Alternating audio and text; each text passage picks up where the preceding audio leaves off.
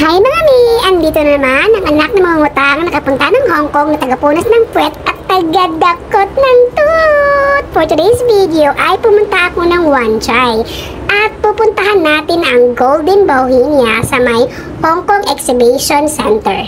Kung makikita niyo dyan, ang daming tao. Ilang bus yan sila, mga 3 or 4 na bus yan silang bumaba tapos pumunta dyan. Kasi ang Golden Bohemia at saka ang Hong Kong Convention and Exhibition Center ay isa din sa mga tourist spot na pinupuntahan ng mga tao galing sa iba't ibang bahagi ng mundo. Golden Bohemia has become an important sculpture to the Hong Kong people after the handover from the British government to Hong Kong as a special administrative region. The Golden Bohemia sculpture is 6 meters high and it is composed of red granite pillar on a pyramid. At ang building na nasa likod ng Golden Bohemia ay ang tinatawag na Hong Kong Convention and Exhibition Center. It is one of the 2 major convention and exhibition center in Hong Kong alongside with Asia Expo na nasa Hong Kong Airport.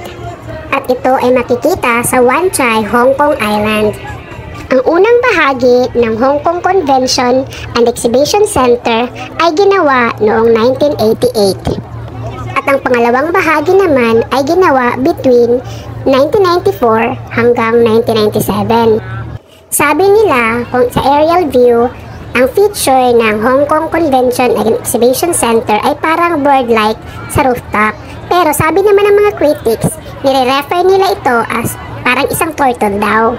Alam nyo ba na umabot ng 48 months bago nabuo ang Hong Kong Convention Center na yan?